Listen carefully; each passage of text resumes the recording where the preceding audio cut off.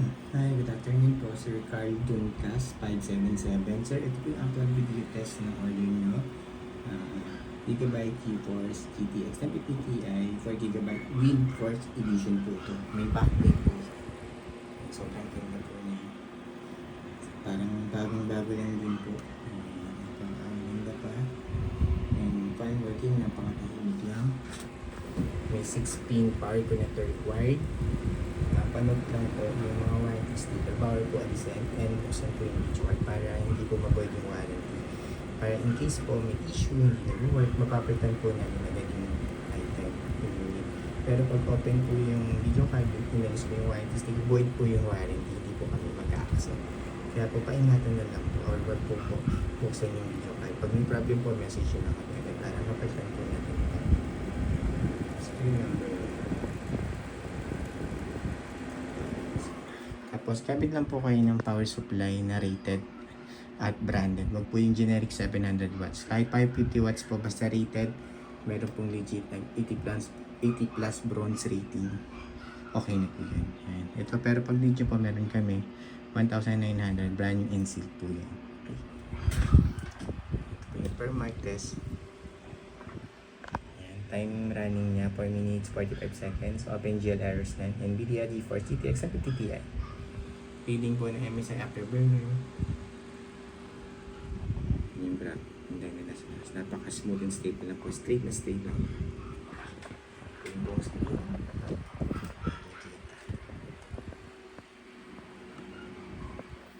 Wala pong kahit na anong issue, walang random restart or random shutdown, walang increase. Lagi po BSOD at carriage display na lumalabas. Napaka-smooth and stable lang po. Guarantee po namin kasi wala kayong magiging problema. Plug and play lang. Ay, hindi. 6 minutes ito nito. Okay, time check ulit. Running na 5 minutes, 26 seconds na po. Okay, close ko na po itong per mark. Ito yung per mark yung naran natin. Full details and specs po sa GPU-Z. Sensor.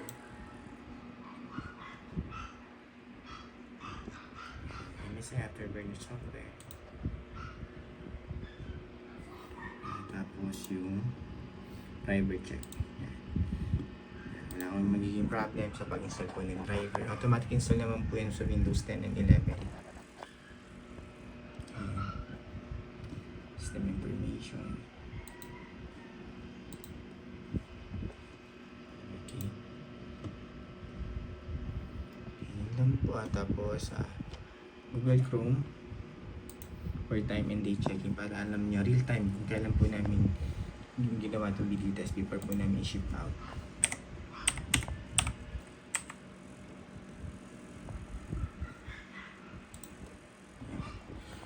Naka 24-hour format lang po, bali 2:17 PM na po yan, Wednesday, April 24, 2024. Yan po yung card date and time niya. Yung i-test po natin ito before po namin i-ship out today. Isa pa. Time now. Google search lang ako. Pasensya nyo sa flashlight.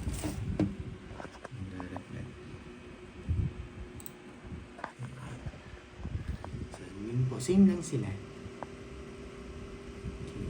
Real time po yan. Sa internet base po natin kinuha yung time and date. Legit po yan. Pwede nyo rin kung i-double check ito yung website kung legit and accurate po ba. Ito din po yung isa. Okay, yun lang po, sir. Yun, nakalimutan ko na. Yun, basta Sir Carl Duncas 577. Okay, close ka lang yun. Ito. Shutdown. Sana. Yung pa. Shutdown ka na po. Sir, panood lang po. Yung fan, baka magpakakayo yan. Stop na siya. Yung kanina umikot. Pero pag nag-gaming kayo, ikot siya. Pero pag nagbabrowsing lang kayo ng internet, kayo na nag-research, hindi po siya umikot. Smart fan po yung tawag doon. Okay. Baka lang po kayo munta kaya hindi gumagana sila. Normal lang po yan. Features niya po yan.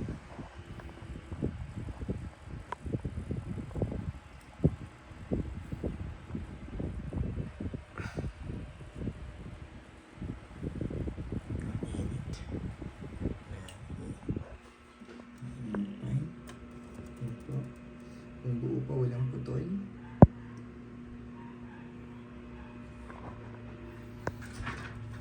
May 6 pin power. Yan po yung 6 pin niya. Magagaling po yun sa power supply.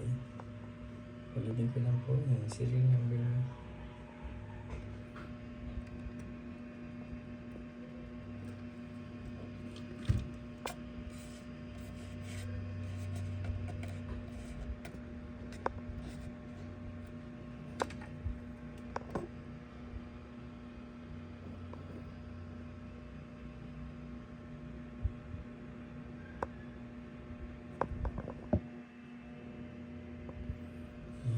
Panood po yung warranty sticker po, bawal po alisin or buksan yung video card para hindi po ma-void yung warranty. Para in case may problem, papalitan po namin ulit.